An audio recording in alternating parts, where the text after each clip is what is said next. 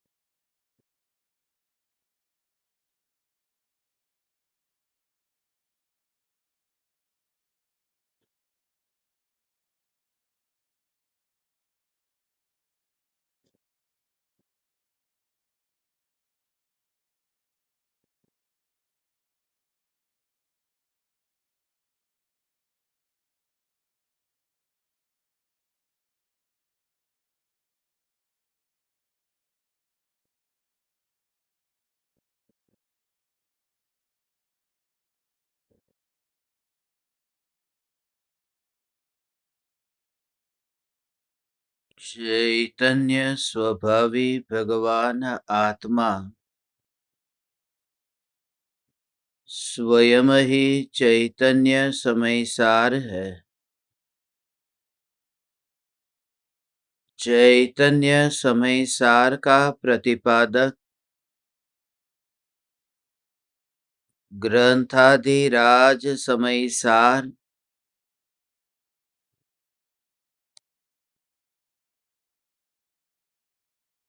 सम्यक दृष्टि ज्ञानी धर्मात्मा की अंतरंग परिणति की निर्मलता को निर्जरा का हेतु सिद्ध करता है। भले ही बोलने में यह आता है कि ज्ञानी के भोग निर्जरा के हेतु है, निर्जरा के हेतु है अर्थात निर्जरा के लिए नहीं है। निर्जरा होने में ज्ञानी के भोग कारण बनते हैं। और इस बात पर आचार्य कुंद कुंद देव ने सम्यक दृष्टि की अंतरंग परिणति को व्यक्त करते हुए कहा कि भले ही वह देह के योग में रहता है, मगर संयोगाधीन दृष्टि छूट जाने के कारण ज्ञानी संयोग होने पर भी स्वभाव में स्थित होता है।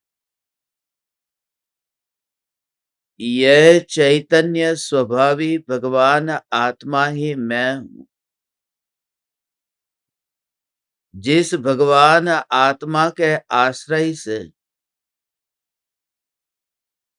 एक भव के ही नहीं अनंत भवों के कर्मों से छुटकारा होता है। एक भव में कोई अपराध किया तो उस भव के लिए कारागृह की सजा प्राप्त होती, मगर कारागृह में ही मर गया तो यहाँ के अपराध की सजा अब उसे नहीं भोगनी पड़ेगी। सरकार का नियम, समाज का नियम यहीं पर ही समाप्त हो जाता। मगर कर्म का सिद्धांत ऐसा है कि अनंत अनंत अनंत भव उस कर्म के उदय के कारण हमने अनंत दुख में बिताए हैं।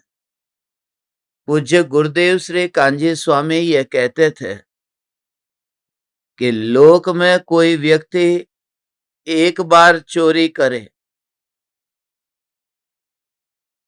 तो उसे उस अपराध का फल मिलता है, मगर कोई एक बार खून करे तो उसे उसके हिसाब से फिर अपराध का फल मिलेगा। और 2 खून करे तो, 3 खून करे तो, यदि वह 100 खून भी करेगा तो 100 बार फांसी की सजा नहीं मिलेगी। सजा तो उसे एक ही बार फांसी की मिलेगी। तो ये दुनिया में जो सजा मिलती है वह तो 100 हत्या करने पर भी एक बार फांसी और 1 हत्या करने पर भी एक बार फांसी। नाथूराम गोडसे को फांसी की सजा मिली तो नाथूराम गोडसे ने गांधी जी को गोली मारी। यदि वह और भी लोगों को गोली मारते तो गोडसे को कोई 2-3 बार फांसी नहीं मिलती।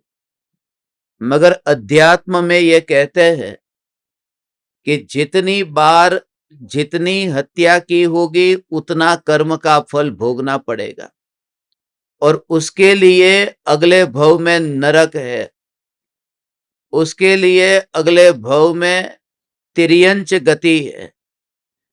इसलिए सम्यक दृष्टि ज्ञानी धर्मात्मा की अंतरंग परिणति की निर्मलता को आचार्य कुंदकुंद देव बताते हैं कि भले ही ज्ञानी के भोग होते हो, मगर उन भोगों के काल में ज्ञानी का उपयोग भोगों पर बैठा नहीं होता। वह जो अंतर में उपयोग का अनुभव और भोग करते हैं वह अज्ञानी को कहाँ दिखाई देता है। सामने अग्नि जलते हो और उस अग्नि को देखने वाली आंख, जिस आंख को बंद करने पर मात्र शीतलता का अनुभव होता हो और अग्नि की लो आंख तक पहुंचती न हो, ऐसे ही ज्ञानी के भोग की क्रिया के काल में ज्ञान में ज्ञान की अनुभूति होती है। इस अनुभूति के कारण ही तो ज्ञानी को कर्मों की निर्जरा होती है। इसलिए उनके पूर्वकृत कर्म उदय में तो आते हैं, मगर उपयोग से वे खिसकते नहीं है, हिलते नहीं है, वहीं पर ही जमे हुए हैं। यदि योगों में कंपन होता हो, यदि वाणी और मन के विकल्प ये इतने चंचल भी होते हो, मगर फिर भी अचल न्यायक देव पर उनकी श्रद्धा की मोहर ऐसी लगी है कि सम्यक दृष्टि ज्ञानी उदय के परिणामों को रंच मात्र भी अपना स्वरूप नहीं मानता है। इसलिए भोगे तो दुख भोगेगा, मगर भोगे तो दुख भोगेगा। यदि ज्ञान रूप ही अनुभव करे तो दुख को भोगता ही नहीं है।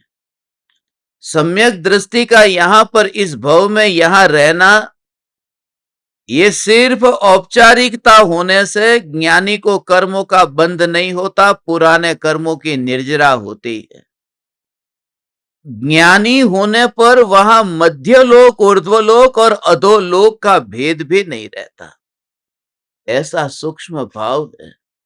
ऊर्ध्वलोक, मध्यलोक, अधोलोक का भेद नहीं रहता, अर्थात कौन से ज्ञेय पलट गए आकाश के प्रदेश कौन से पलट गए उसका पता ही नहीं है। क्या लेना देना है, क्या फर्क पड़ता है।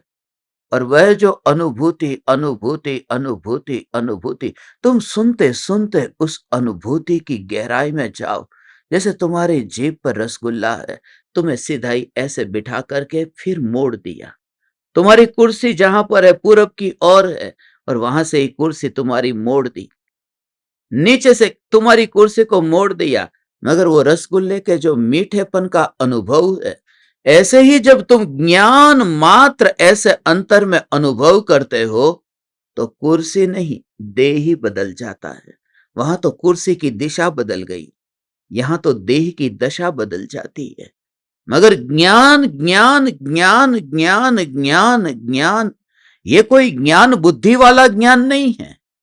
यह ज्ञान तो ज्ञान स्वभाव की बात है।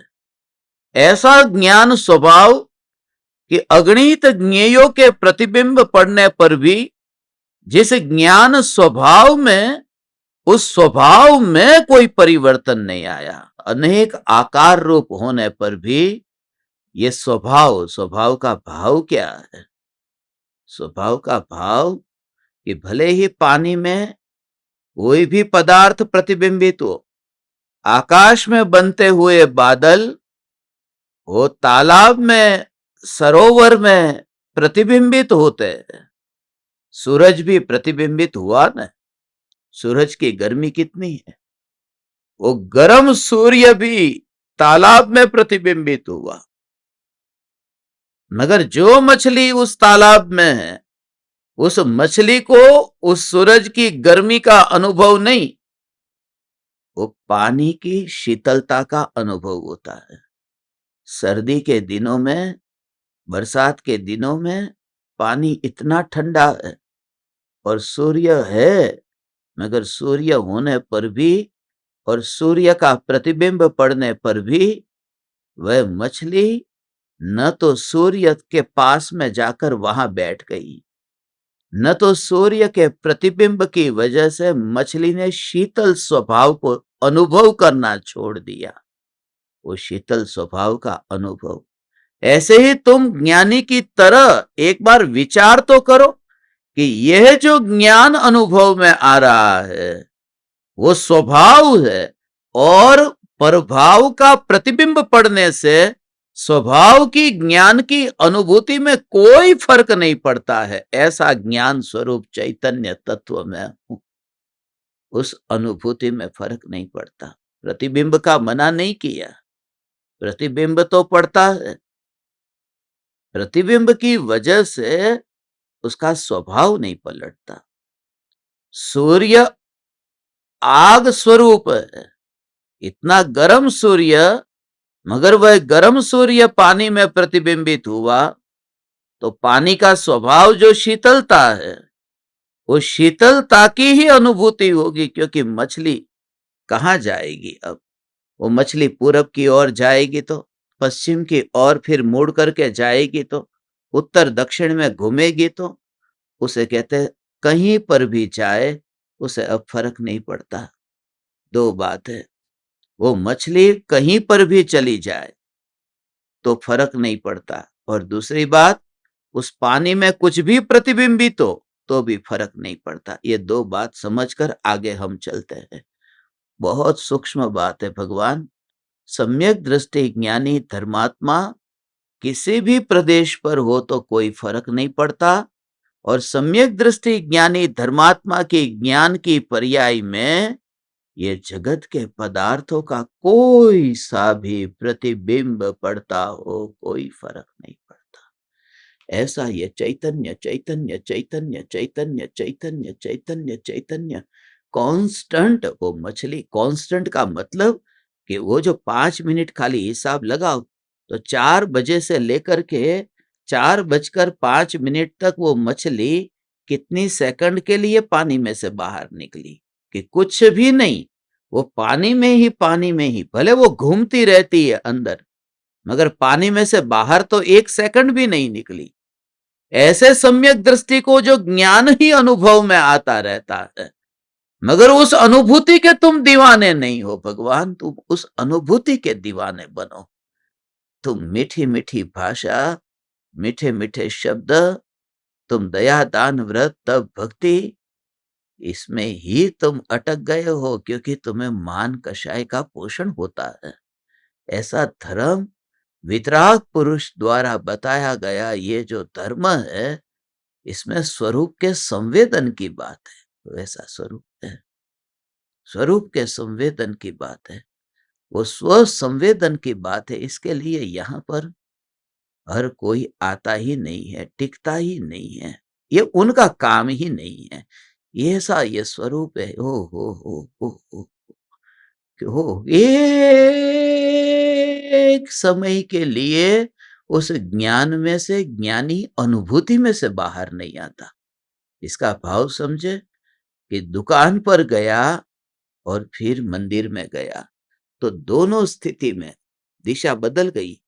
पहले ऐसे पूरब की ओर, पश्चिम की ओर ऐसे दिशा बदल गई, मगर उस समय वो जो परिवर्तन आता है, उस परिवर्तन के काल में ये विकल्प ही नहीं आता। मेरी जिंदगी चल रही है, कैसी जिंदगी है कि जब ऐसा पूरब की ओर जा रहा है तब सांसें चल रही है, पश्चिम की ओर जा रहा है सांसें चल रही है, कहीं पर भी बाजार में हम घूमते हैं सांसें चल रही है।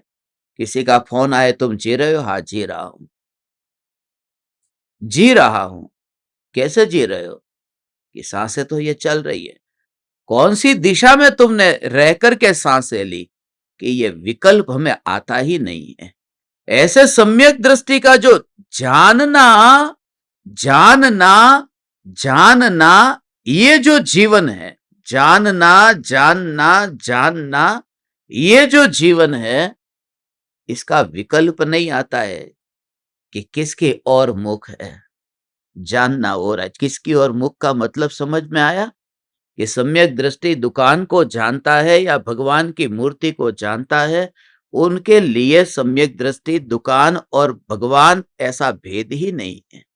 वो अंतर की गहरी इतनी बात है, मगर क्रियाकांडियों के इस बात को समझ में ही नहीं आता। जो अंतर में ज्ञायक स्वरूप भगवान आत्मा में अंतर में अनुभव करता है, अंतर का मतलब क्या? अंतर का मतलब कि आंख खोल करके देखे तो पता चले कि ये मुंबई है, ये ब्रिज कैंडी है, ये भुलेश्वर है। ये आंख खोल करके देखे तो, मगर आंख बंद करे तो बस ऐसे ये सांसें चल रही है, जिंदगी मेरी चल रही है। तो वो जानना, ये जानना जिंदगी है। और सामने सामने धन है, गाड़ी है, बंगला है, ये सब जानने में आ रहा है। पत्नी है, पुत्र, परिवार, ये सब कुछ जानने में आ रहा है, मगर उनका जीवन वो जो भीतर में जानना है, जानना जानना, वह सम्यक दृष्टि ज्ञानी धर्मात्मा का जीवन है। वो जानना जानना जानना वह चलता रहता है। दूसरी बात ऐसी है कि सम्यक दृष्टि कहीं पर भी रहने पर भी उनकी जानन धारा और ज्ञान स्वभाव की अनुभूति में फर्क नहीं पड़ता है। श्रेणिक राजा वहां 7वें नरक में गए तो क्या होता? 7वें नरक में, अरे वो जा ही नहीं सकते थे, वो तो क्षायिक सम्यक दृष्टि थे, उनका तो अपकर्षण हो जाता है। सम्यक दृष्टि ज्ञानी धर्मात्मा प्रथम नरक के बिना 2 से 7 नरकों में जाते ही नहीं है। सम्यक दृष्टि तो अगले भव में नपुंसक होते ही नहीं है। ये तो मजबूरी है राजा श्रेणिकी की, इस भव में वो नपुंसक है। नरक गति में नारकी में कोई स्त्री नहीं होती, नार की स्त्री होता ही नहीं है, नार की पुरुष होता ही नहीं है। 100% सभी के सभी नार की नपुंसक होते हैं। सभी के सभी देव स्त्री और पुरुष में होते हैं, वहां नपुंसक नहीं होते। ये नार की नपुंसक, अगले भव में सम्यक दृष्टि नपुंसक नहीं होता। तो राजा श्रेणिक हुए ना, और तीर्थंकर का जीव, मगर वहां दूसरा कोई लिंग नहीं है, नपुंसक है, तो वहां वो होना पड़ा। ऐसी स्थिति में भी उनको जो मध्यलोक में ज्ञान अनुभव में आ रहा था, उस ज्ञान की अनुभूति में फर्क नहीं पड़ा है। क्योंकि संयोग का अनुभव हो तो फर्क पड़े। यहां स्वभाव का अनुभव होता है, और स्वभाव तो जो यहां है वो वहां पर है। इंद्रियों का अवलंबन लेकर के होता तो फिर तकलीफ होती। इंद्रियों का अवलंबन लेकर होता तो यहां की इंद्रियां अलग थी, वहां की अलग है। यदि बाहर का ज्ञान यदि होता तो यहां तो दो ज्ञान है, वहां तीन ज्ञान हो गए, क्योंकि नारकी को जन्म से ही अवधि ज्ञान है। अगर उससे भी कोई फर्क नहीं पड़ा।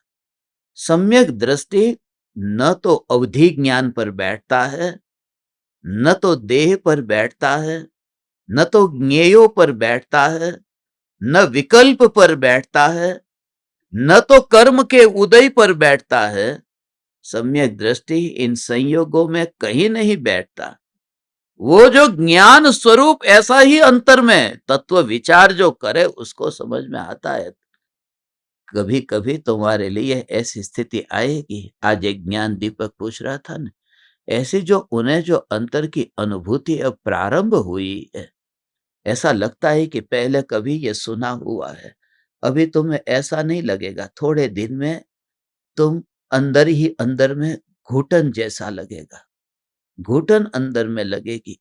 और ऐसा इसलिए होगा कि जो मुझे जो अनुभव हो रहा है, यह बात मैं इस दुनिया में किसके सामने कहूं, कोई मिलता नहीं है जो समझ सके। ऐसा भी होगा क्योंकि अंतर की अनुभूति, उस अनुभूति में जो वेदन होता है, वेदन हो, वेदन हो, वेदन वो ज्ञान, वह ज्ञान। वेदन माने अग्नि को ऐसे अग्नि में हाथ लगा तो वहां जो हुआ ना, वह तो वेदना है, वेदन की बात नहीं है। ये वेदन तो आत्मा के ज्ञान का स्वरूप है। वो तो दर्द को वेदन बोलते हैं, ये दर्द नहीं है।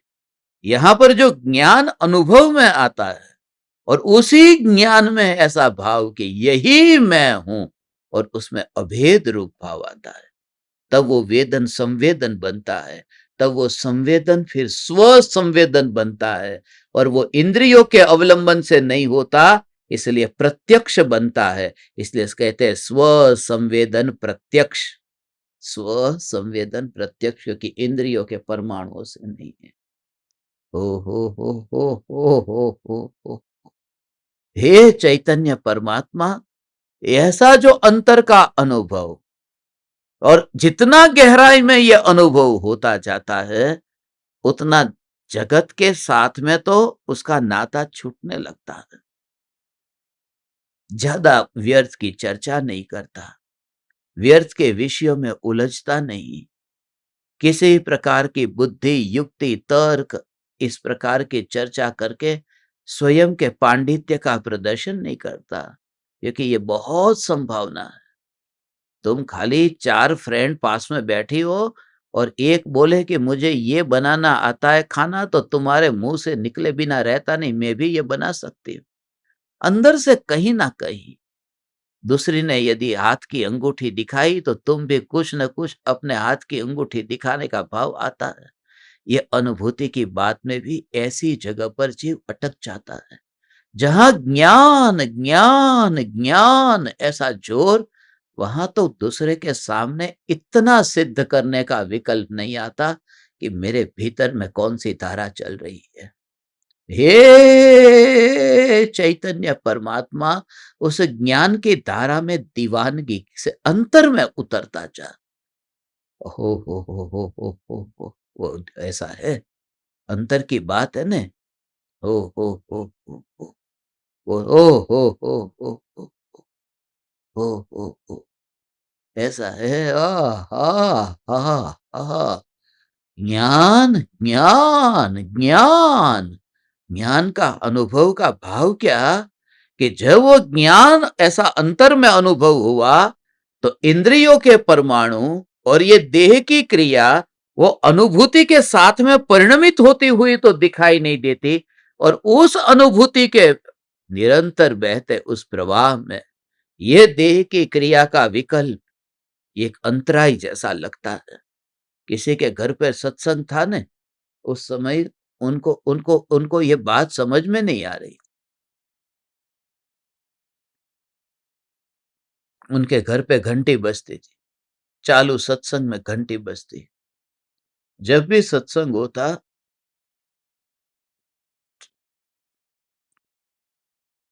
पैसेदार लोग घर पर सब्जी आ जाती, तो सब्जी वाला उसी समय सब्जी लेके आता, और यहां पर जैसे ही वो बेल बजाए कि सत्संग की लिंक टूट जाती।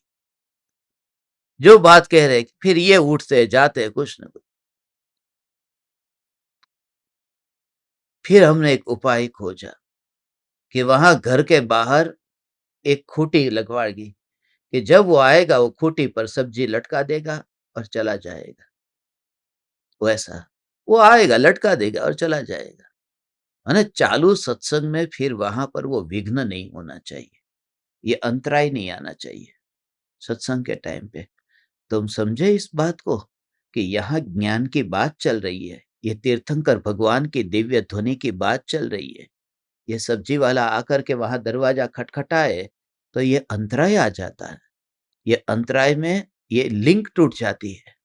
ऐसा है, तो समझे तुम, कोई डिस्टरबेंस नहीं चाहिए मुझे। ऐसा ऐसा तो सम्यक दृष्टि को क्या होता है, सब्जी दरवाजे पे आई ना, ऐसे किसी ने भोजन दिया, लो ये रोटी सब्जी खा लो, तो वो रोटी सब्जी खाते हैं ना, तो वो दरवाजे पे ही लटका देते हैं। माने पेट में गई, ये यहाँ पर लटका दिया। माने जहां ज्ञान की बात चल रही थी ना, उसको डिस्टर्ब नहीं होने देते, वो बाहर ही रहने देते, तू छोड़ के चले जाना। तो हाथ से ऐसे सब्जी उठाई और पेट तक छोड़ दी। माने अंतर में ज्ञान, जो अंतर में वो चर्चा, जो ज्ञान की मौन हो अनुभूति रूप, वो अनुभूति रूप जो चर्चा अंतर में होती है, वो वेदन है। उस वेदन में अंतराय नहीं आता है और भोजन चलता रहता है। लोगों को लगता है कि ये भोजन कर रहे हैं, मगर सब्जी वाला सब्जी लटका करके वो जा रहा है, वो ये देह ऐसा। और उसके दूर दूर दूर अंतर में भगवान आत्मा, वह ज्ञान की अनुभूति। तो दीवाना हो जा चैतन्य का ऐसा कि जहां तुझे देह का कुछ ऐसा दिखाई दे कि कोई आया नहीं था। आज कोई आया था सब्जी रखने वाला, नहीं पता, हमें तो सत्संग में बैठे थे, वो तो दरवाजा खोला तब पता चला कि सब्जी वहां पर थैली में लटकी हुई है। वो तो अंतर में से जब तू बाहर आया, ओ हो, तब देह का पता चला कि अरे अभी ये शरीर छूटा नहीं है, अभी ये परमाणु बिखरे नहीं है, अभी ये मेला अभी नहीं बिखरा है। तो कब बिखरेगा, इतनी भी आकुलता नहीं है। जिस मेले में मुझे जाना नहीं है, उस मेले का बिखरना कब होगा, उसका मुझे क्या लेना देना। तो तुरंत उधर से ऐसा, उसके अंदर मुझे जाना नहीं है ना, उन परमाणुओं के साथ में। ओ हो, उतने राग के विकल्प में जब नहीं जाना, तो उस राग के विकल्प में भी नहीं जाना, तो ये भाव नहीं आता। वहां से तुरंत अपना ध्यान कैसे, आत्मा में रागादि भाव की उत्पत्ति होना, ये हिंसा है।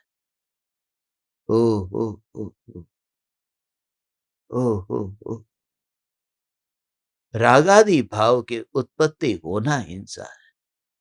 और वो हिंसा, वहां से तुरंत राग से अपना उपयोग ऐसे हट जाता है, तुरंत हट जाता है, सहज हट जाता है। सोमालिया में मैं जब गया तो वहां पर रमजान महीना चल रहा था। रमजान महीने में यहाँ पर जैसे बकरे को चढ़ाते हैं, ऐसे वहां पर ऊंट को चढ़ाते हैं। तो इतने बड़े बड़े ऊंट वहां, और ऊंट का मेला, मुझे तो पता नहीं था कि यहाँ पर ये मेला इसका भरा हुआ है। तो मेरे परिचय में जो व्यक्ति आया, वो मुझे ऐसे ही लेके जा रहा था बाजार से। उसमें उसने कहा मैं आपको चलो एक जगह घूमने लेके जाता हूँ। तो वो वहां पर लेके गया। वो बोले आपने अपने जीवन में कभी नहीं देखा होगा, वहां पर इतने सारे ऊंट बंधे हुए थे, लोग ऊंट खरीदने के लिए आते थे। ऐसा रमजान महीना चलता था सोमालिया में उस समय। और ये देखा सबके ऊंट के ऊपर निशान कर करके, सब लोग मुस्लिम लोग। वो देखा पूरा खुला मैदान, इतना बड़ा मैदान था, और इतने ऊंट ही ऊंट से भरा हुआ, जैसे रेगिस्तान में ऊंट। वो देखा, और देख करके कैसा हुआ, ओ हो, वहां देखने का भाव अपने को आएगा कि ये ऊंट कौन लेके जाएगा, कौन खरीदेगा। बस तुरंत मैंने नजर मोड़ दी, तुरंत ध्यान हटाकर मेरे उस व्यक्ति को कहा कि चल भाई चल। वो समझ गया कि मुझे वो नहीं देखना, चले गए। मैं जहां ठहरा था, जिस होटल में ठहरा था, उस होटल में चला गया, बैठ गया, फिर मैं वहां पर बैठ गया। मगर उस बैठने के पीछे वो भाव ऐसा, सम्यक दृष्टि की अंतरंग परिणति का भाव, हो हो हो हो हो हो। जैसे वहां ऊंट की हिंसा, वो हिंसा लगी ना तुझे, और तुरंत कैसे नजर मोड़ दी वहां से, कैसे नजर मोड़ दी, और अपने घर में वहां जाकर के बस सो गया। बस नजर मोड़ दी। सम्यक दृष्टि को हिंसा कौन सी लगती है मालूम है? ये हिंसा लगती है सम्यक दृष्टि, तब इसके बिना ध्यान हो ही नहीं सकता जब तक ये हिंसा न दिखे। ऐसा अहो अहो श्री सदगुरु, करुणा सिंधु अपार, आपा मर पर प्रभु कर्यो, अहो अहो उपकार। ये राग आया ना, वो राग हिंसा दिखता है। पुरुषार्थ सिद्धि उपाय में अमृतचंद्र आचार्य ये कहते हैं, ये राग का भाव गुरु के प्रति। अरे यहां ऊंट का वध होने वाला है। शुभ अशुभ का भेद नहीं किया है पुरुषार्थ सिद्धि उपाय में। शुभ राग और अशुभ राग, प्रशस्त राग अप्रशस्त राग, रागी का राग वितरागी का राग, राग का राग वितराग का राग, ऐसा कोई नहीं। रागादि भाव की उत्पत्ति हुई कि हिंसा हुई, और ऐसी हिंसा से नजर मुड़ जाए तो जैसे ही अहो अहो से सदगुरु, तो ज्ञान जो राग को जानता था, गुरु के प्रति ये भक्ति, ओ हो, ज्ञान ने फिर तुरंत अपने को मोड़ दिया। किसमें मोड़ दिया? कि जिस भगवान आत्मा का वो ज्ञान है, वो ज्ञान उस भगवान आत्मा को जानने चला गया और राग को जानना बंद कर दिया। उस ज्ञान ने ओ हो हो हो हो हो हो हो हो, समझ में आया? ये क्या है, कितना सूक्ष्म भाव है भगवान। ये सागर में से जो लहर उठी, जिस लहर में वो सूर्य का प्रतिबिंब पड़ता था, उस लहर ने, और सूर्य का जो प्रतिबिंब पड़ता है वो पड़ना बंद हो गया और लहर सीधी सागर में समा गई। बस खत्म हो गए। वो ज्ञान जहां से जानने का कार्य उठता है, वो ज्ञान जो राग को जानता है, राग जिसमें प्रतिबिंबित होता है, वहां से वो ज्ञान हट करके स्वरूप में समा गया, उस हिंसा में नहीं गया। उपयोग का उपयोग में ऐसे समा जाना होता है। हे चैतन्य परमात्मा, ये न्यायक स्वरूप भगवान आत्मा, ओ हो हो हो हो हो हो हो। राग से उपयोग हट जाता है। पहली बात तो अज्ञानी से ये पचता नहीं है। ये नियम से अज्ञानी जानना जो राग में रस लिया है, राग है ऐसा नहीं, राग में रस लिया है। कृपालु देव की भक्ति तो करनी ही चाहिए, भक्ति करनी ही चाहिए। पूज्य गुरुदेव श्री ने अपने जीवन में एक बार भी ऐसा नहीं कहा। ये सम्यक दृष्टि के लक्षण है।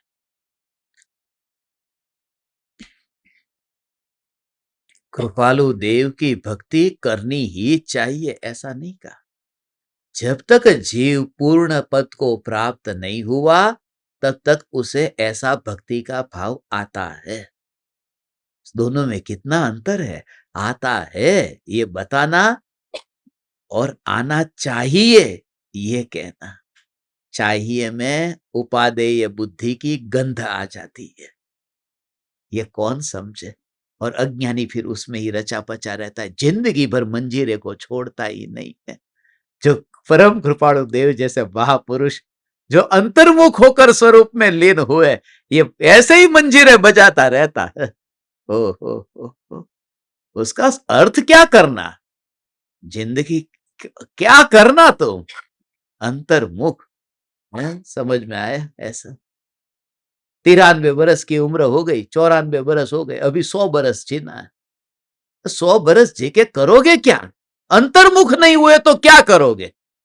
अरे 100 नहीं, नरक में जाकर के कम से कम 10,000 बरस जीना पड़ेगा।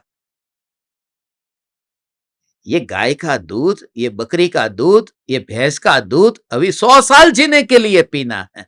कलंक है ये तो, मगर कलंक है, जबरदस्ती है।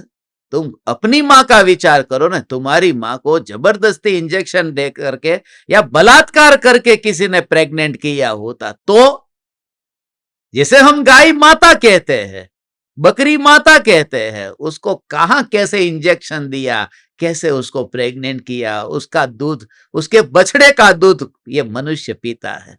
ओ हो, और वो क्या, वो स्वर्ग में चला जाएगा ऐसा बछड़े को? ओ हो, मगर शरीर का मोह भी ऐसा है, कैल्शियम कहां से आएगा? 90 साल नहीं, 100 साल हो जाए तो भी मोह नहीं छूटता, जीना है। सम्यक दृष्टि कभी नहीं कहता जीना है। सम्यक दृष्टि का तो भाव ये है, जीवन हो या न हो, ये जीवन ही मेरा नहीं। ओ हो। मेरा जीवन तो मैंने देख लिया, अनादि अनंत है, इसमें तो अब विचरे उदय प्रयोग, उसका नाम सम्यक दृष्टि है। जीना क्या है? ઓહો. આવી બધી વાત જે છે પણ તમને સમજાય? 100 साल, 100 साल, 100 साल से क्या है? नरक में तो 10,000 साल जी लेगा, उसमें कौन सी बड़ी बात है? कितने लोग यूरोप में, अरे मनुष्य नहीं, लंदन में एक तोता है 104 साल पुराना, तोता जी लेता है 104 साल तो, और तुम तोते से कम थोड़ी हो। शास्त्र पढ़ने के बाद में, तोता रटन करने के बाद, चैतन्य चैतन्य चैतन्य, ये तोता है। अनुभूति तक, अनुभूति की बात, वो वहां पहुंचे, उसके बिना नहीं होगा।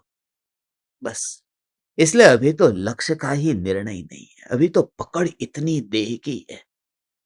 और उम्र का इससे तुम्हें पता चला ना कि 95 बरस हो जाए या 100 बरस हो जाए, उसका मोह के साथ कोई संबंध नहीं है। मोह हमेशा जवान ही रहता है, देह भले बूढ़ा हो जाए।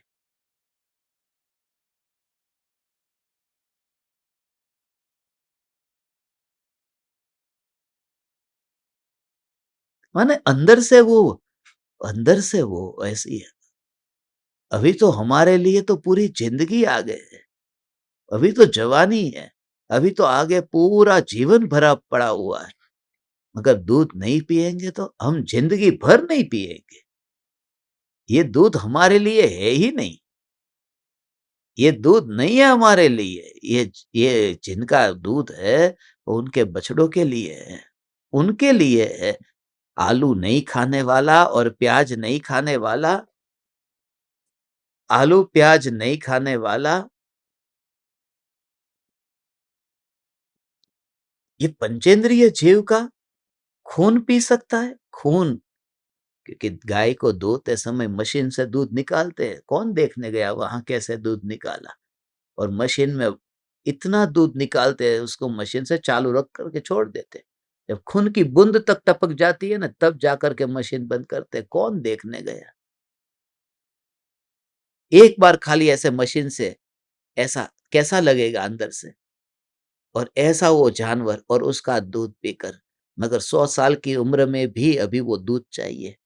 कलंक है ऐसी जिंदगी तो, सचमुच कलंक है। हो अंदर से ऐसा लगता है कि ध्रुव न्यायक देव की पुकार, या आ आ मरण आ जाए तो मंजूर है, और जीना हो 1000 साल तो भी मंजूर है, क्योंकि हमने अपने असली ध्रुव जीवन को पहचान लिया। सम्यक दृष्टि ऐसा है। हे ત્રણ લોકના નાથ ભગવાન આત્મા, આ જે વાત હવે જે છે ને, આ 4 ગાથા છે, 224 से लेकर ये 227। हो। हे चैतन्य परमात्मा ऐसा स्वरूप है। इसलिए कोई विरला इस भाव को समझता है। आत्मा की बात सुनना अलग बात है, मगर मोह का भाव छूटना ये अलग बात है। सामायिक करना अलग बात है। आलू प्याज जन्म जन्म से नहीं चखा, ये अलग बात है। 40 साल से शाम को खाना नहीं खाया, वो तो शरीर के पोषण के लिए, कोई धर्म थोड़ी किया है उसमें। 40 साल से एक टाइम खाना खाया, वो तो देह के लिए। उसमें आत्मा की बात क्या आई? कुछ नहीं।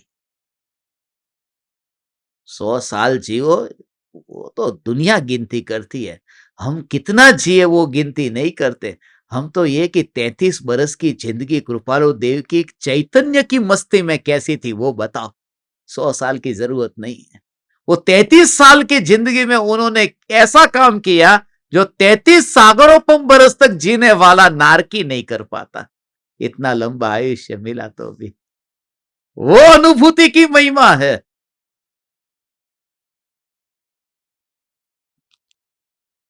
ओह, सम्यक दृष्टि ज्ञानी, वो जो ज्ञान अज्ञान ऐसा अनुभव होता है, उस अनुभूति में हिंसा नहीं दिखाई देती। विकल्प में हिंसा है, अनुभव में अहिंसा है। अनुभव में ज्ञान, ज्ञान, ज्ञान ऐसा हो। कौन सा साधन अपनाया?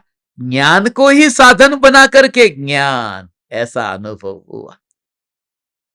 ज्ञान, ज्ञान, ज्ञान। इस समय एक एक एक एक परमाणु का ऐसा मोह नहीं, सारे के सारे परमाणुओं का मोह एक साथ में ऐसा छूट गया, ज्ञान का भाव ग्रहण होते ही। एक एक का ऐसा विकल्प नहीं आया, ज्ञान ऐसा अनुभव होते ही। कितने भी वहां पर वस्तु कितने भी पड़ी हो, मगर अनुभव का स्वरूप ऐसा है। जिस समय ये रसगुल्ला अनुभव में आया, तो एक भी वस्तु को आपने हटाने के लिए नहीं कहा, हटा दो, हटा दो यहां से, ऐसा नहीं कहा। और दांत हटा दो, क्योंकि अनुभव करना है ना, दांत को हटा दो नहीं, जीभ को हटा दो नहीं, पूरा शरीर जैसा का ऐसा, जैसा है ऐसा रहने दो। अनुभव का भाव तुम्हें कह रहा हूं कि जब वह रस अनुभव में आया, तो पर से इतना निर्लेप हो गया कि उस अनुभूति के रस में ही तल्लीन हो गया। और उस समय यह ज्ञान कहते ही ये पूरा असंख्य प्रदेशी एक अखंड भगवान आत्मा, जो सिंगल वन पीस है, बस वो ये मान करके कृपालु देव आत्मसिद्धि लिखते ही नहीं है कि ये रायचंद लिख रहे हैं, ये अपूर्व अवसर लिखते हैं ने, तो पण निश्चय राजचंद्र मन ने रहो। ये राजचंद्र नहीं लिख रहे। ये राजचंद्र का नाम लिखने वाले भी राजचंद्र नहीं है, क्योंकि राजचंद्र का नाम लिखने वाला वह कोई कर्म का उदय है, राजचंद्र नहीं है। क्योंकि राजचंद्र तो पहले भी थे, बाद में भी रहे। राजचंद्र ही थे ना जिन्होंने कहा कि कोई मुझे बुलाना मत, मैं अपने आत्म स्वरूप में लीन होता हूं। वो राजचंद्र ही थे। तो वहां पर राजचंद्र को बुलाना मत, मैं राजचंद्र में लीन होता हूं, ऐसा नहीं कहा। तो पण निश्चय राजचंद्र, तो उस समय राजचंद्र थे और बाद में राजचंद्र नहीं, कि वो लिखने वाले राजचंद्र नहीं थे। वो लिखने वाला उदय था, उतने समय आया, लिख करके चला गया, खत्म। दुनिया को ये उदय का स्वरूप, और वो कृपालु देव के अंदर में जो ज्ञान, अंतर में ज्ञान, ज्ञान, ज्ञान, ज्ञान, ऐसे थोड़े दिन के मेहमान जब होते हैं ना, तब ऐसी दशा होती है। कृपालु देव यहाँ संसार के मेहमान थे, संसार के मेहमान। और जब ऐसा ही ओ हो ओ ओ ओ ओ ओ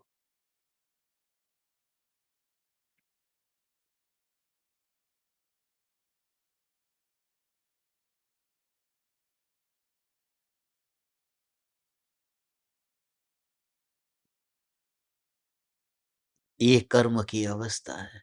देखो, ये 224 से 227 ये 4 गाथा कर्म की बात बताते हैं। 2 गाथा में दृष्टांत है, 2 गाथा में सिद्धांत है। 224 और 226 उसमें दृष्टांत है और 225, 227 उसमें सिद्धांत है। कर्म का सिद्धांत ये बताए कर्म कैसे आते हैं। पुरिसो जह को विहम वित्ति निमित्तं तु सेवदेरायं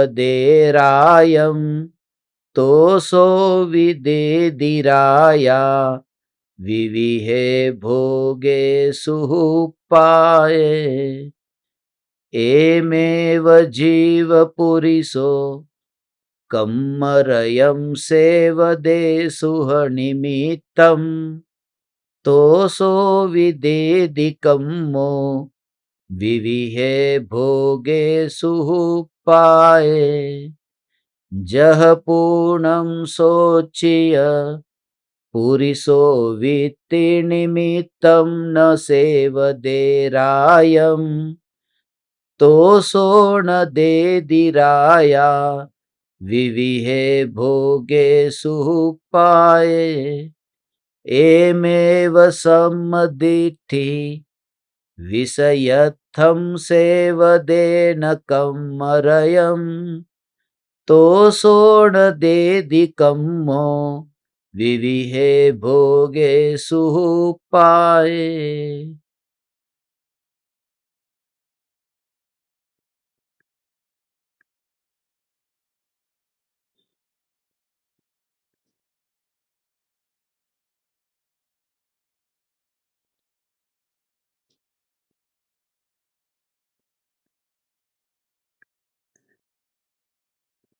जिस प्रकार इस जगत में कोई भी पुरुष आजीविका के लिए राजा की सेवा करता है तो वह राजा भी उसे अनेक प्रकार की सुख उत्पादक भोग सामग्री देता है। उसी प्रकार जीव रूपी पुरुष सुख के लिए कर्म रज का सेवन करता है तो वह कर्म भी उसे अनेक प्रकार की सुखोत्पादक भोग सामग्री देता है। जिस प्रकार वही पुरुष आजीविका के लिए राजा की सेवा नहीं करता तो वह राजा भी उसे अनेक प्रकार की सुखोत्पादक भोग सामग्री नहीं देता है। उसी प्रकार सम्यक दृष्टि विषय भोगों के लिए कर्म रज का सेवन नहीं करता तो वह कर्म भी उसे अनेक प्रकार की सुखोत्पादक भोग सामग्री नहीं देता।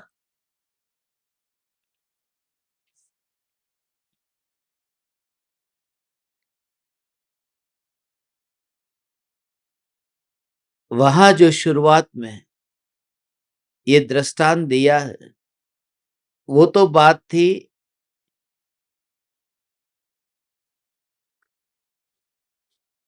दर्शन ज्ञान और चारित्र को बताने के लिए कि राजा को जानना, राजा को मानना और राजा की सेवा करना तो राजा से लाभ होगा।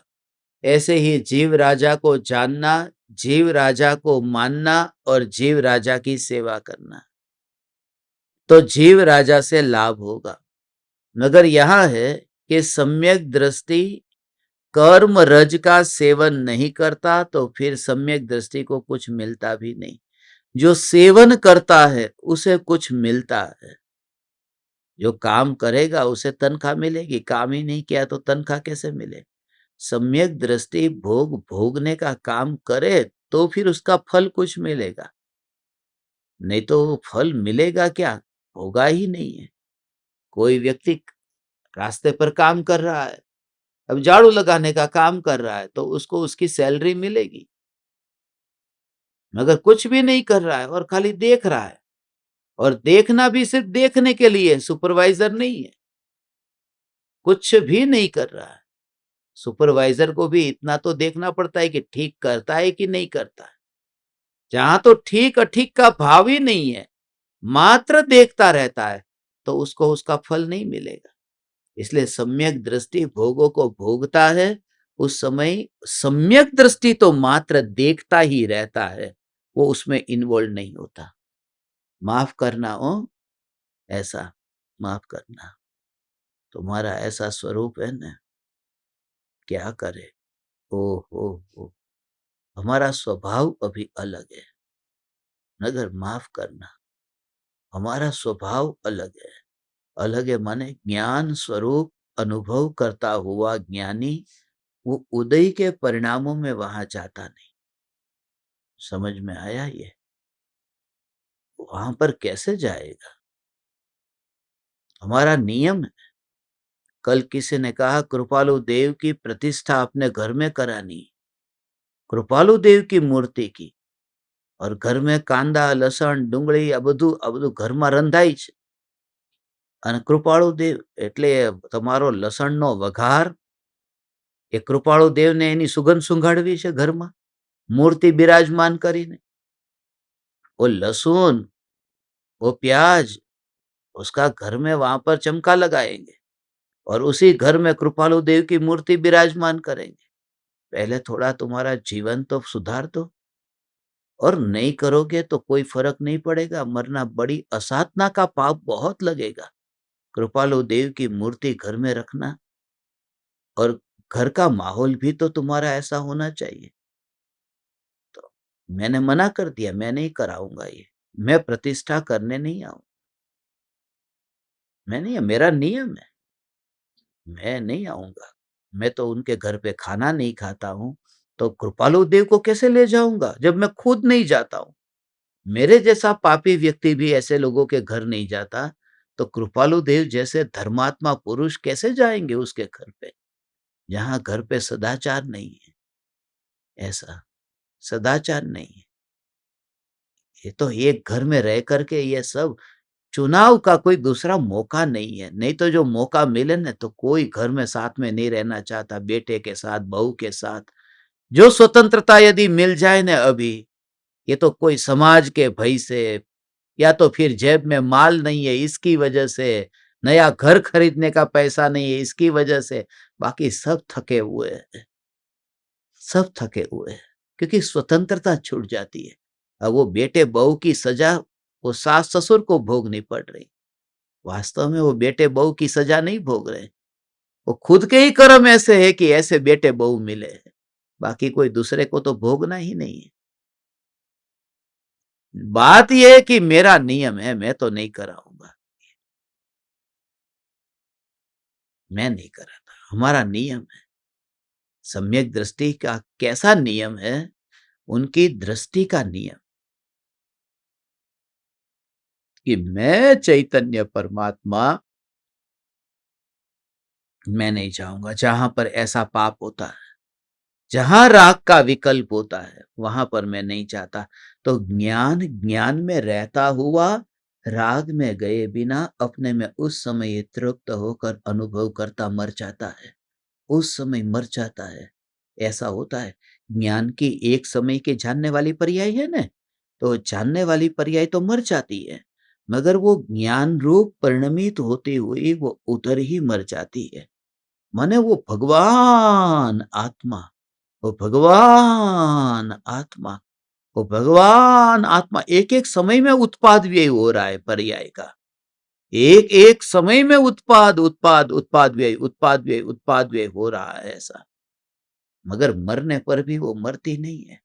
बस वो पूरी तरह से तल्लीनता ऐसी थी। तो मृत्यु तो हुई, मगर मरना नहीं हुआ।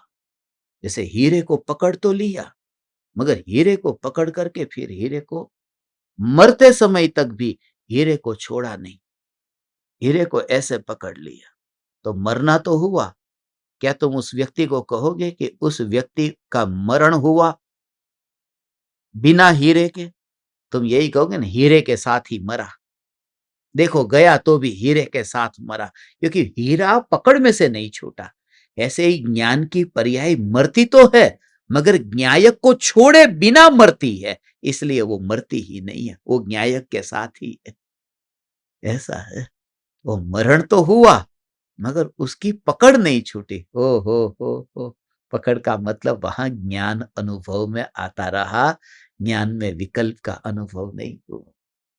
ऐसा वो तो देह का लक्ष्य है ना, इसलिए ऐसा लगता है। देह का लक्ष्य होने की वजह से हो ये सम्यक दृष्टि को ऐसी प्रतीति हो गई।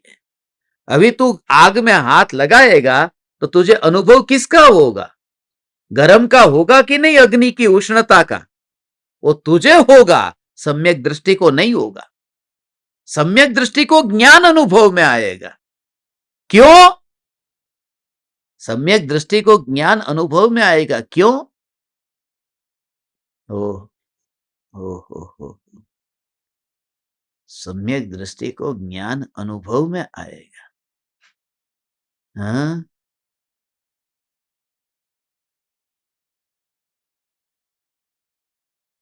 क्योंकि जो है वही तो अनुभव में आएगा, जो नहीं है वो अनुभव में कैसे आएगा? तो फिर अज्ञानी को क्यों अग्नि अनुभव में आती है? कि अग्नि का लक्ष्य करता है, इसलिए कल्पना भी करता है कि ये अग्नि। कल्पना में तो तुम अपने घर में रह करके तुम स्वर्ग की अप्सरा का स्वप्न देख लो। कल्पना करने में क्या जाता है? मगर ये कल्पना करने से तुम जहां पर थे वहीं पर ही हो कि कहीं गए? तो अग्नि ऐसा गर्म का अज्ञानी करता है कि गरम, मगर वहां तो वो ज्ञान है। अब तुम कहोगे कि बिल्कुल अनुभव गर्म का होता ही है ना, कैसे नहीं होता? होता अग्नि का अनुभव है और मानना कि ज्ञान का अनुभव है, उसका नाम सम्यक दर्शन है। अग्नि का अनुभव हो रहा है, हाथ लगाओ तो, लगा के देखो, तुम ट्राई करो अपने पर।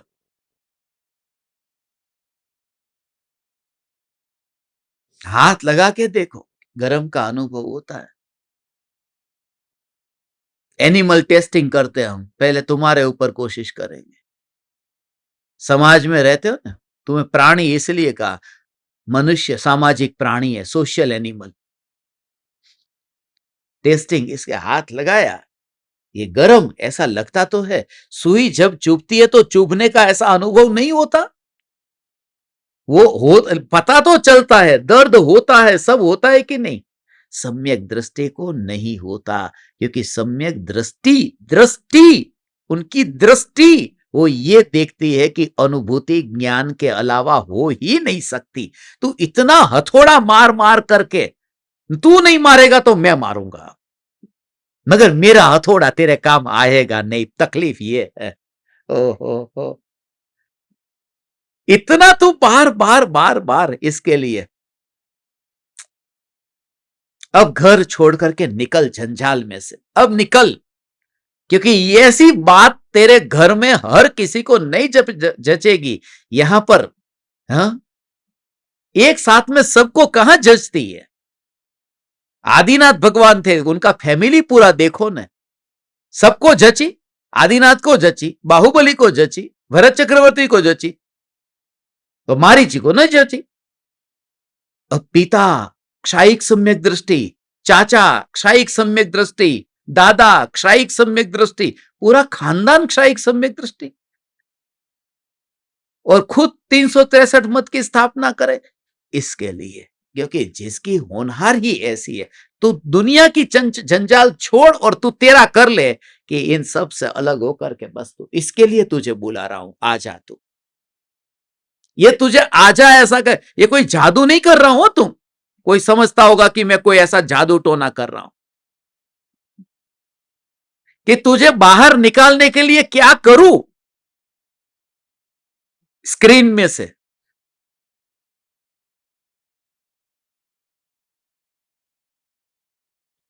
निकालूं?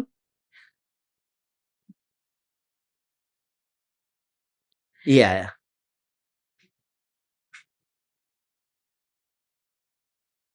क्यों नहीं निकले?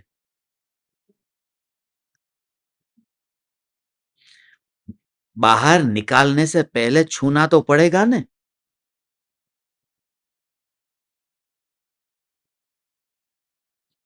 जिसकी सत्ता ही नहीं है, उसका अनुभव कैसे होगा? जिसकी सत्ता है, उसका अनुभव होगा। तो कल्पना तो करता है ना, कि कल्पना तो अज्ञानी करता है। तस्वीर लेकर के ऐसे बैठ गए, पत्नी की, बच्चे की, ऐसा होता है ना, तस्वीर लेके बैठ गए। मगर वो तस्वीर के अंदर तो बच्चा है ही नहीं, वहां तो स्क्रीन है। ऐसा है, अनुभव उसी का हो रहा है जो ऐसा है। ओ हो। इसलिए सम्यक दृष्टि की ये जागृति है कि मैं भगवान आत्मा कभी वो पर के अनुभव में जाता नहीं। पर का अनुभव होता ही नहीं, ज्ञान। ये मूल कारण क्या है? मूल कारण है कि जिसका लक्ष्य है, उस संबंधी कल्पना ऐसी होती है। लक्ष्य किसका है? लक्ष्य होने से कल्पना उसकी करता है। बिल्कुल कल्पना ऐसी ही करता है। हम घी नहीं खाते हो, विगन है हम, प्योर विगन लोग, घी नहीं खाते हम लोग। तो आज हमने बूंदी बनाई बिना घी की, मगर बादाम के घी में। उसको घी बोलो, तेल बोलो, जो नाम देना है दे दो। बादाम का लिक्विड,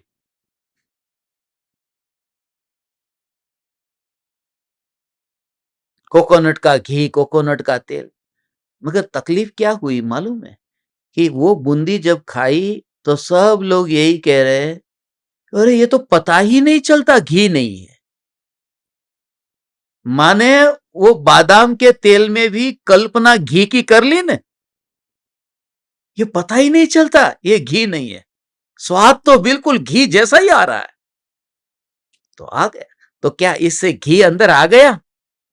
कल्पना, तुम्हारा लक्ष्य घी था ने, घी खाने का रस था, तो बादाम के तेल में भी घी का रस तुमने ले लिया कल्पना करके, क्योंकि लक्ष्य घी का अभी छूटा नहीं है।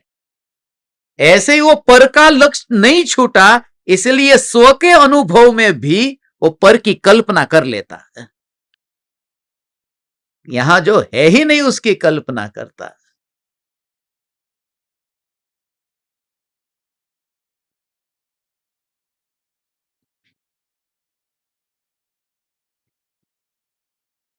कितना बड़ा पाप लगेगा? ये 7 व्यसन के सेवन से बड़ा पाप है। कोई पति अपनी पत्नी के साथ जा रहा है और हाथ पकड़ के जा रहा है, और खाली कल्पना करे कि ये माधुरी दीक्षित है, ऐसा कल्पना करे, और पत्नी को पता चल जाए कि इसके अंदर क्या चल रहा है, तो क्या करेगी? उधर ही मारेगी कि नहीं चप्पल निकाल के, कि मैं साथ में हूं, जो है उसका तो सोचता नहीं है और किसी पर का सोचता है। तो ये पर स्त्री सेवन का पाप लग जाएगा। और उससे बड़ा पाप यह है कि सुई चुभी तब तूने ये माना सुई का अनुभव। ये 7 व्यसन के सेवन से बड़ा पाप है। सम्यक दृष्टि मानते ये ज्ञान का अनुभव, माने व्यसन से छूट गए। मिथ्या दृष्टि मानता है सुई का अनुभव, माने व्यसन में फंस गया। 7 व्यसन से भी बड़ा, क्योंकि 7 व्यसन का सेवन करने से तो नरक मिलता है, ये ज्ञान में जगत अनुभव में आता है, ऐसी मान्यता मिथ्यात्व है, उससे निगूद मिलता है।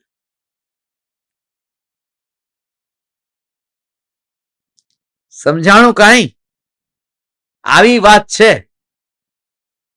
હવે તું આવી જા, બધાને આ વાત नहीं पचे, इसलिए लोग कहते हैं आप शादी कराते हैं लड़के लड़कियों को मिलाकर, मैं नहीं कराता, हम तो तलाक कराते हैं। किसी को तलाक? हाँ, ये शादी कराने का काम मैं नहीं करता। जिसने खुद नहीं की, वो दूसरे की झंझट में पड़ेगा क्यों? मैं तो आप सबको कहता हूं, एकांत में अब आ जाओ, अब छोड़ो इंद्रिय विषय के भोगों में से, अब निकलो भगवान। क्योंकि वो थोड़ी देर के लिए अच्छा लग जाता है, मगर बहुत आगे का सोचा है, बहुत अनंत अनंत अनंत अनंत। ओहो हमारी दशा, परम कृपालु देव, ओहो हो, है? ओहो समय हो गया। हाँ, 7:42 को चालू हुआ।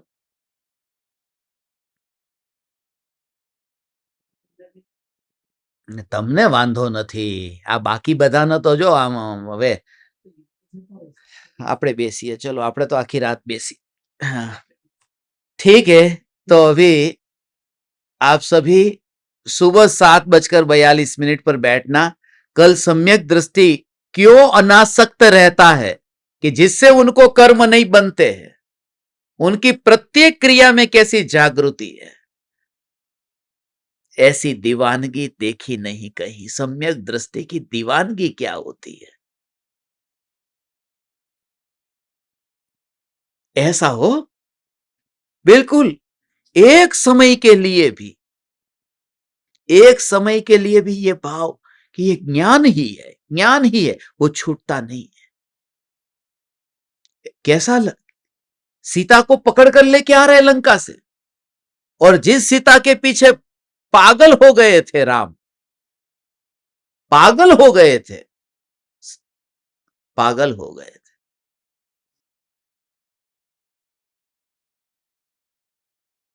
ये पागलपन नहीं तो क्या है?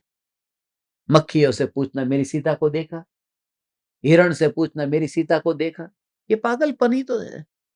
मगर सम्यक दर्शन छूटा नहीं। समाधि शतकंग में लिखा है सम्यक दर्शन छूटता नहीं है, पागलों को भी सम्यक दर्शन नहीं छूटता। ये पागलपन, मत्त और उन्मत्त दशा में भी सम्यक दर्शन नहीं छूटता, ऐसा लिखा है। मत्त दशा माने थोड़ी 2-4 बोतल पी गया हो तो वो मत्त कहलाता है, और उन्मत्त माने लंबे टाइम के लिए 2 महीना, 4 महीना, 6 महीना ऐसा पागल हो तो वो उन्मत्त कहलाता है। उन्मत्त और मत्त दोनों दशा में सम्यक दृष्टि का सम्यक दर्शन छूटता नहीं है। ओ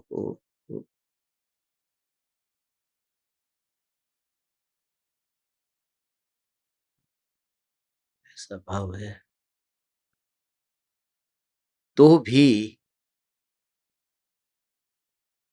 अब सीता को लेके आ रहे, और उस समय इतना राग था, राग की पूर्ति भी हुई, सीता को लेके आ रहे हैं, और उस समय सम्यक दृष्टि राम को अनुभव ज्ञान का ही हो रहा है और कुछ भी नहीं। ज्ञान का, कि सीता को इतनी फिर क्यों पकड़ा है यदि ज्ञान का अनुभव है तो? छोड़ दो ढीली, कि वो जो पकड़ा हुआ है वो पूर्व कर्म का उदय पकड़ रहा है, और उदय का अनुभव उन्हें नहीं, उन्हें ज्ञान का अनुभव हो रहा है। वो फासला जो है, वो फासला तो ये करते समय भेद ज्ञान भी नहीं करता। अपनी पत्नी का हाथ पकड़, पति का हाथ पकड़, बच्चे का हाथ पकड़, तुझे फासला भी नहीं, क्योंकि उस समय तेरा राग इतना तीव्र भोगा शक्ति का होता है कि ये विचार में भी तेरे को नहीं आता है।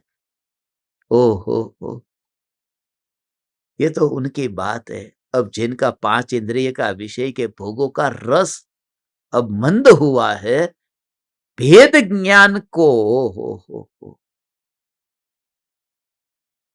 भेद ज्ञान को दांव पर लगा करके अज्ञानी भोग भोगता है। छोड़ो, भेद ज्ञान को जुए में लगा दिया। ज्ञानी कहते हैं भेद ज्ञान के वैभव को तो छोड़ेंगे ही नहीं, बाकी जो हो जाए सो हो जाए। भेद ज्ञान के कैसे दांव पर लगा दिया कि अब कोई भी वस्तु खाने की मिली, हलवा पूड़ी खाने को मिला तो लाओ, उस समय भेद ज्ञान, के भेद ज्ञान ठीक है बाद में कर लेंगे, अभी जो मिला है कितने दिन के बाद।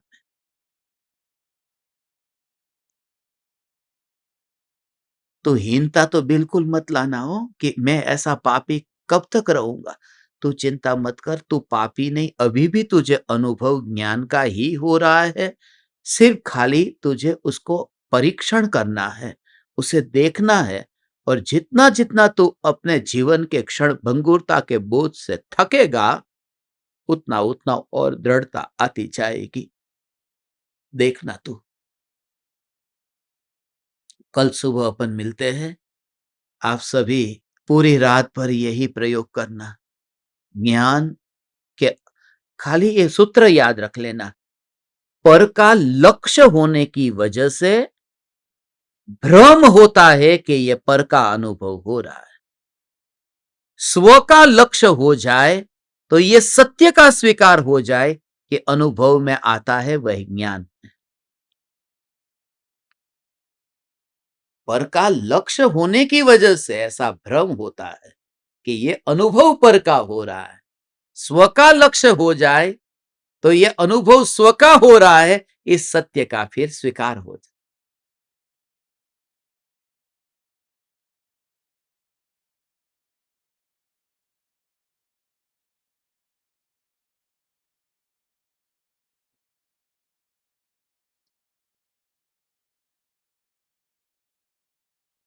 ये 224 नंबर की गाथा हुई, 2 घंटे 24 मिनट तीर्थंकर भगवान की दिव्य ध्वनि कीर्तन पर टाइम। ये 224 पूरा हुआ। कल सुबह 225 लेंगे। चैतन्य समय सार, चैतन्य समय सार, चैतन्य समय सार।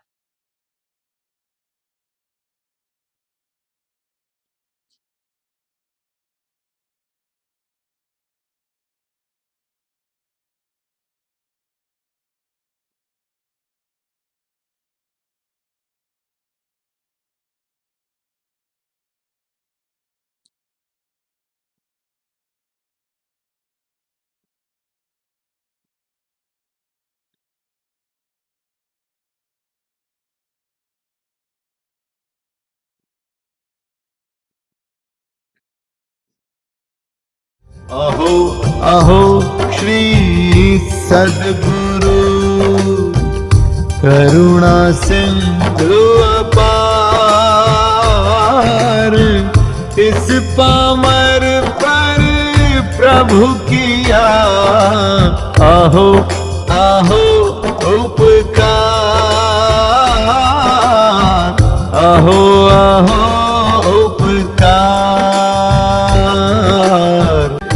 देह सहित जिनकी दशा वरते देहातीत,